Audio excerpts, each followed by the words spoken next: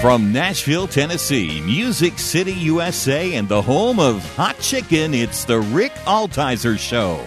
Sit back, buckle up. Rik will talk with the movers, shakers, and creators who put Christ in Christian entertainment. He's a man who's clear so the world can hear. Here's Rik Altizer.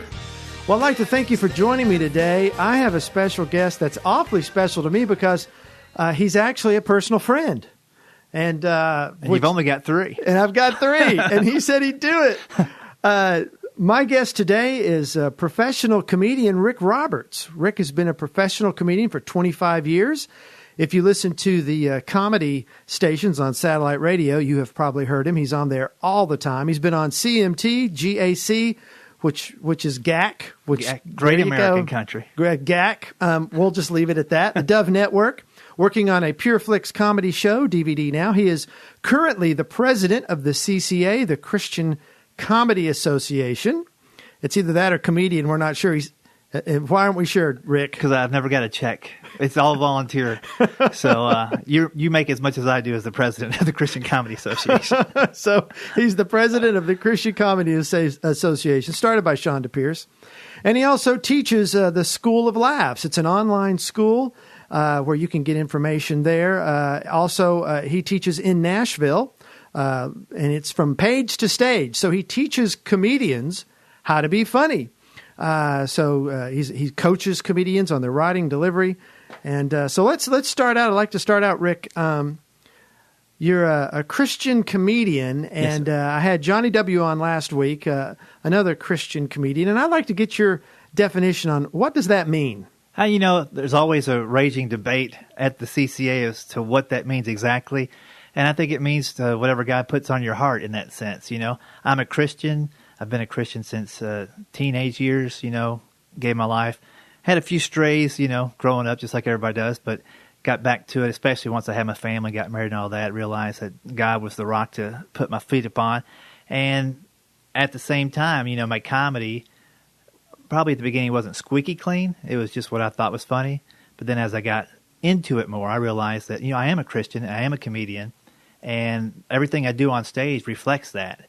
And so if I'm not shining the light the correct way to any group, then I'm not reflecting what God's shining on me. So for me, a Christian comic is somebody who's not only clean on stage, but also kind of gives a glimmer of, that intangible thing where an audience member might come to you after the show and go, there's something different about you.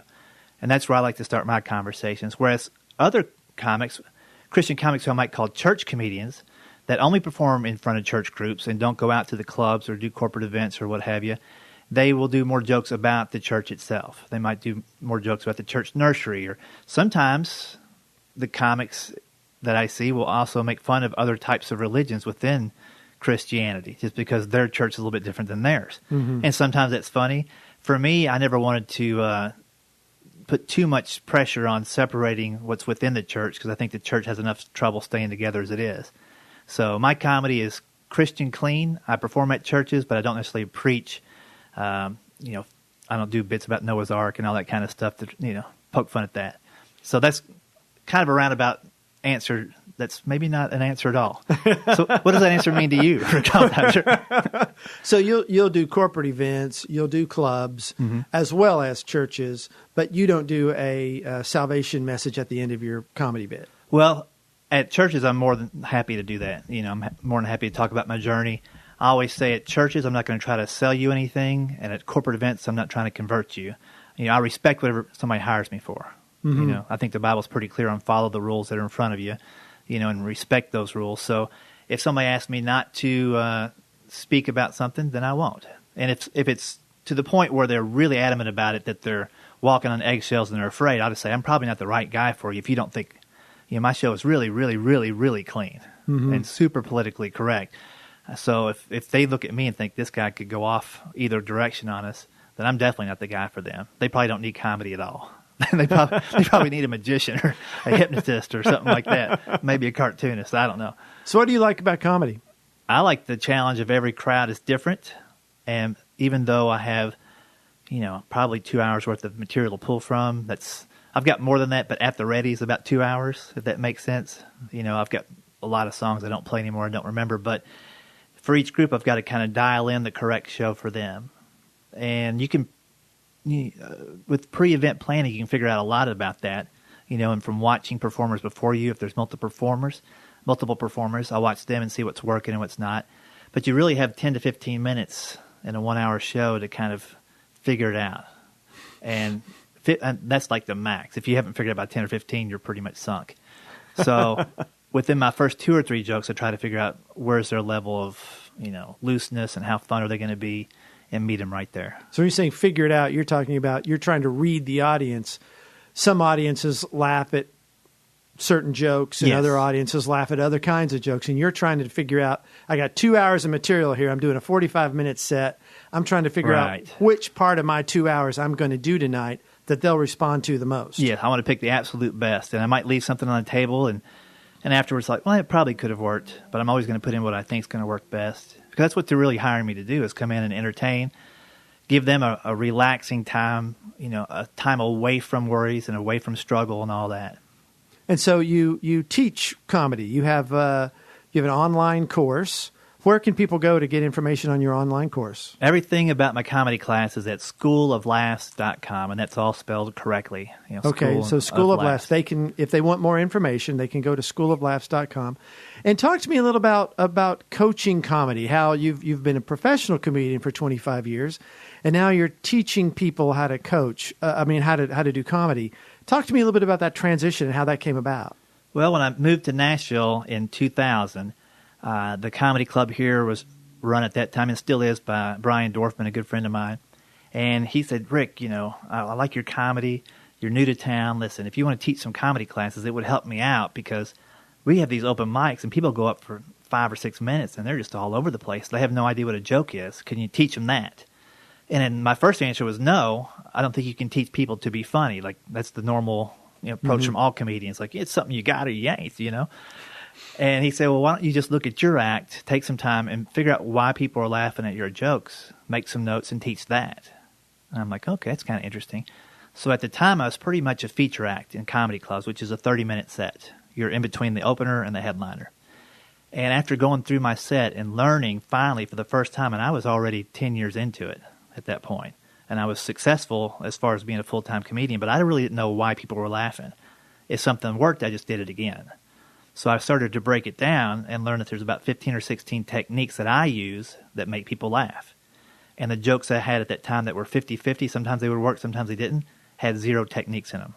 They just had like what I thought was funny, but there wasn't any actual trigger to make people laugh.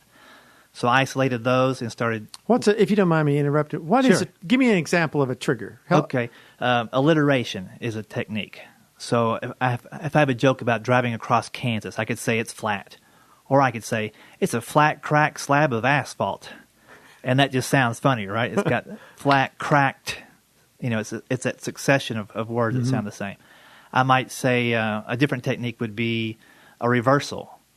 So, you just take a common phrase and flip it using almost the exact same words. You might add 1 word or 2 to make it happen. So I might say, it's cold outside.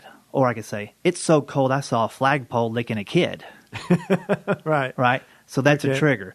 And you can layer those triggers, which I just did there. Licking a kid is also alliteration. Licking a kid. So what I found was jokes that had multiple triggers in the punchline almost always worked. In fact, they always did. So I would go back and look at jokes that just had 1 trigger and see if I could layer a second and third on top of it. So that's one thing I teach. The other thing I also teach are to go deeper with a joke as opposed just to the initial joke, see how far you can take it. What do you mean by that? I could say, my kid came up to me the other day and said, Papa, we look alike. I'm like, really? I said, what do you think about that? He goes, what am I going to do? Like he realizes that he looks like me, poor kid.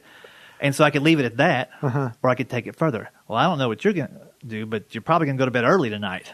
And you don't need your nightlight anymore. I'm going to close the door all the way, And so you can just put yourself in the moment where something occurs and see what would happen next. Almost like a sitcom writer would say, where would this scene go? Or an improv actor would say, how can we make it bigger, weirder, or stranger? And just explore that. Sometimes the crowd doesn't go with you on that journey, and so you take it a different place. But if you don't try it, you're just leaving yourself with a one-liner, and you have to have a lot of one-liners to do an hour. I mean, probably 500. So I can't remember 500 individual little snippets, but I can remember bits and pieces and routines and stack those together. In case you didn't realize it, you're listening to a really nice guy. The Rik Altizer Show on Bot Radio, 89.1 FM, 1160 AM, Nashville. That's so interesting, the cerebral approach to comedy writing. You never think. We just sit and listen to somebody and go, oh, I think that's funny. I saw you at one of the CCA conventions and I thought, or conferences, and I thought, he's just really funny. You did that whole thing about the Postit note and the single man. It just got me laughing. It's relaxing to be a single man. It's relaxing to be a married man. Single guys have all the stress. They got to wake up every day, figure out where they're going to go, what they're going to do, when they should be done. Once you get married, don't have to make any of those decisions again. You know, I wake up every morning, my wife's got a Post-it note stapled into my forehead. I'll see you after Home Depot, all right? She's my little GPS, my global pestering system. So you had this whole thing about when you get married. And the one thing you said, I reminded you of, you go, I got to remember that. You go, a young man, he's got to get up every day and figure out what he's going to do and where he's going to go and when he's going to get there. You go, that right there will wear a young man out. You know?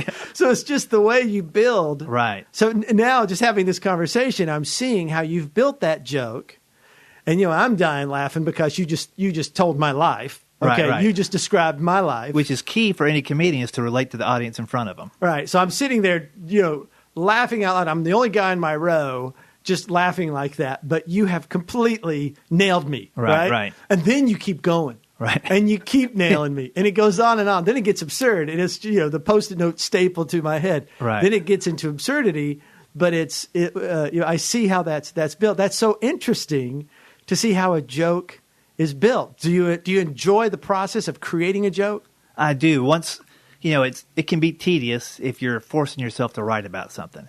And I have a book I call it my book of inspiration, and sometimes it's on my phone. If I think of something, I'll jot it down, and I'll come back to it when I have time to really focus on it. But I'll let it marinate for a while.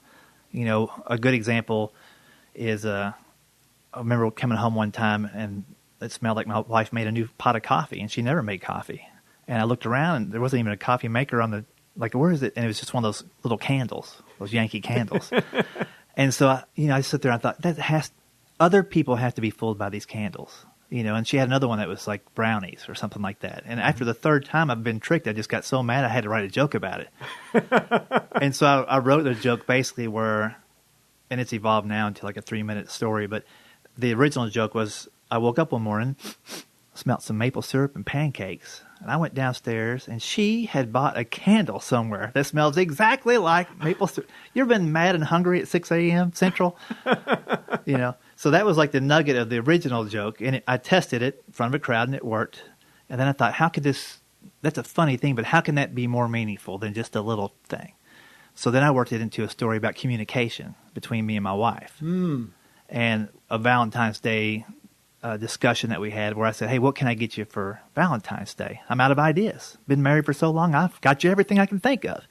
And she says, how about instead of exchanging gifts this year, we'll exchange ideas to each other on a piece of paper instead.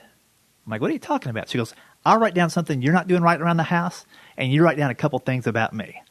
And I'm like, stop right there. That's like a trap door on an escalator. You know it's coming, you just don't know when.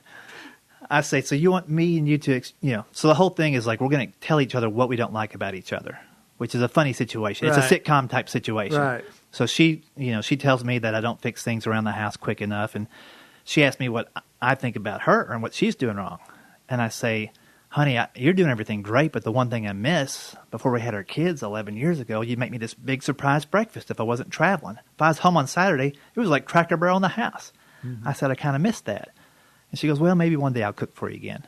So the next morning is when I smelled the maple syrup and the pancakes. Uh-huh. And now it takes on a whole bigger meaning because, I think she's doing something for me that she's not. With, we had this discussion at Valentine's and we're going to make these changes. And so it builds it up better. I couldn't have started the story that way and put a Yankee Candle in there automatically. It had to start with that first smell of that, coffee maker candle and work myself backwards. And that whole, between the initial joke and the joke now, which That's an abbreviated version that I just did for you. It's about a 3-minute thing. That took about 9 months. To write a 3-minute piece. Yeah, and to perform it and to tweak it and to fine-tune it. Wow. So, but it's interesting that this is fascinating, that we're learning how a comedian crafts and does what he does. I just love this. Well, that's what keeps it going for me. Is it's always like it's a fortune cookie. You keep opening, and the answer is different every day. Yeah, the cookie tastes the same, but the message inside is different. That's great. And for those just joining me, I'm with comedian Rik Roberts, and we're talking about the construction of comedy, how we write comedy. So back to your story about the maple syrup. I thought that was really interesting that you had the joke, you had actually been fooled with a candle that smelled like something you thought was being cooked or whatever, and you turn into this other story. But you turned it into a marriage relationship issue, which is something we all connect with. So do you see that as like that's your goal? Is when you can find something people can relate to, that's where you hit the hardest with laughs? I think so, because it has multiple layers to it. I could just do the one joke and it could connect to anybody that's ever smelled a candle. But now the people who connect with that joke will never smell a candle again without thinking of my comedy show. Every time they walk past in a Cracker Barrel, they've got those candles over in the corner. They're going to sniff that and remember the joke. They might play that joke. Maybe I'm curious if anybody's went home and the next day lit up a candle to fool their spouse. Wouldn't that be funny? I wonder if I could sell candles after the show. That's what I'm wondering now. Rick's, yeah. Yeah, make it a whole thing. Like it's like a candle thing, a little T-shirt, with a candle on it. Yeah. Well, let's go back to what we were talking about earlier, taking things further, right? Mm-hmm. So that story could end right there, right? Mm-hmm. But where could we take it again? She tricked me with a smell. So the extension of that joke is my son sees what happens, and my wife laughs, and my son's like, "Papa, she got you good. We got to get her back." Mm-hmm. So now we turn the tables, which is another comedy technique. And now we're going to trick her with a smell. She wanted me to fix stuff around the house better, so my son says, she tricked you with a smell like she was cooking. We got to trick her with a smell like we're fixing something. And so I let that sit for a while. Nobody can think of what that smell is, right? Mm-hmm. WD-40. Okay. So then the extension of the story is I have my son hang out with my wife after church and go to grocery shopping with her, and I go back to the house tell my wife I'm going to fix something. So I get WD-40 and I spray it all over the house. And my wife walks in and she's like, "Did you finally fix something around here?" I'm like, "Yeah, that griddle's supposed to make my pancakes a few weeks ago." Right. So okay, so then you turn it. Yeah, because she got me, she's fair game. If I started out with the joke of me making fun of her, it wouldn't work. Mm-hmm. I have to make sure she makes me a victim first in the material, then I come back at her. Mm-hmm. And so that's just an extension of taking it further. And I've heard that there's making yourself the joke as opposed to someone else. Yeah, self-deprecating, which some comics are, I think sometimes comics go overboard with that. Like you have to get on stage and go, "I'm ugly, I'm hideous, I sound horrible." Don't beat yourself so much up that the audience doesn't respect you anymore. Mm-hmm. But you can point out the obvious for sure. I mean, if you're like 7 foot tall and you've got spiked hair and tattoos, you might want to say something about it before the audience does. Mm-hmm. They're expecting you to say something. If not, you've put a barrier between you and the audience. They're like, "Why isn't he saying something about that?" So that kind of self-deprecating thing goes, it's a great way to endear the audience to you really quickly. And up front, the audience has to take your word on you. You're an authority on you. So if I say something about me, they have to trust that. Once they trust me, I can talk about other subjects. Mm-hmm. Henry Cho, a clean comic here in Nashville, he's Korean, but he's from Knoxville. So when he talks, he sounds like a Southerner. And he has 2 or 3 great opening jokes about that. But he only does 2 or 3 because once they get it, and he can move on. Mm-hmm. Now, some comics go the entire hour with it. Rodney Dangerfield, I get no respect. He turned that into a whole thing. Mm-hmm. But he still had different types of jokes throughout that hour to make it happen. And he seemed to be, though, kind of just a one-liner guy. Is that right? Yeah. Yeah, Rodney was a guy who worked his life as an aluminum siding salesman. And then I think he was in his late 30s before he even started comedy. So he developed his style. A lot of comics wrote for him. He bought a lot of material, but it all fit that context of I get no respect. It is an amazing thing. You're listening to the Rik Altizer Show on Bot Radio, 89.1 FM, 1160 AM, Nashville. So do you enjoy teaching other comedians? Do you enjoy the process of teaching and communicating with comedians? Yeah. Well, for new comedians, I love it because I can see the light bulbs going off for the first time, just like we were having here. Like, oh, that's why that works. And when I see them put that into use and start using those techniques, what's fun for me is they can see that they can use these techniques and they don't have to use shock. You know, shock is a technique that's like, I don't even know if anything is shocking anymore in today's world. I mean, back in the 80s, it might have been shocking to hear Richard Pryor or somebody for the first time, or in the 70s. But now you've heard those words, they're desensitized and you've tuned them out. So I think the shocking thing for people now is to go an hour and go, whoa, wait a second, that guy didn't swear. Mm-hmm. That's shocking. Mm-hmm. You know, so using techniques can get the new comedians over that hump. And for comics that have done it for a while, that are kind of struggling, I work with some of them and help them isolate what works for them best and what's holding them back. And that's just something I can see from doing it for so long. And the comedian we had on last week, Johnny W., actually was in your class. Yeah, he'd been doing it just a little while, and his wife got my classes for him for a gift. And he found 4 or 5 techniques that he wasn't using, and he started using those. And then how does that make you feel then when you see him now going out on tour with Tim Hawkins and playing in front of thousands of people? And how does that make you feel seeing that one of your students, you know, moving like that? Oh, yeah, it's great. You know, Johnny's a good example. Brian Bates is another guy that took my class. He'd worked for 20-plus years as a news director at Channel 5 here in Nashville. Took the class just to see if he would like writing comedy. Had no intention of even getting on stage. He's been full-time for a year and a half. Wow. You know, so a good little snippet to let your listeners in on, though. From that first class to when he went full-time was about 8 years of developing material and making, you know, networking, making contacts, all that. So it's not just about somebody who, oh, that guy's funny. You ought to be a comedian. You ought to be on stage. There's a lot of technique involved, a lot of work involved. Do you, when you're looking for those connect points, do you ever, like if you're in a church or something, do you ever find ways to connect to somebody and something that maybe has a deeper meaning just beyond the joke, on a spiritual level, or some kind of something that you're trying to help them grow in their own self?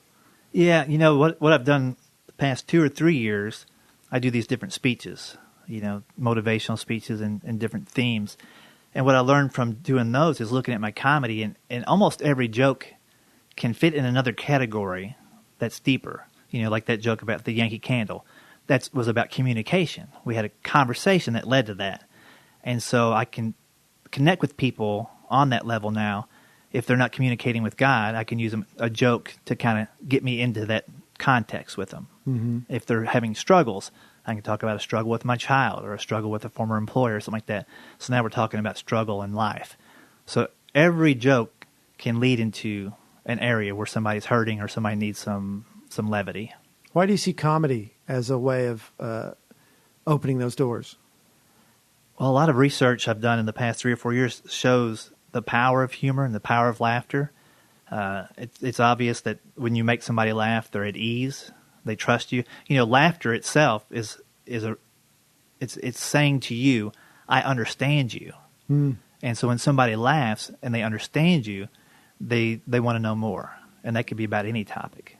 So getting that first little laugh from somebody, and this is something all your listeners can do day-to-day conversation with the people they work with or work for, is to just have a little humor, lighten things up before you have, you know, a heavier talk about a deeper topic. And if you want to learn more about Rik Roberts, you can go to his website, which is RickRoberts.com. And you can also learn more about his school, schooloflaughs.com. And you can get some information there online. And you know what I almost forgot to announce is I've got a podcast they might want to check out. 111 episodes into it.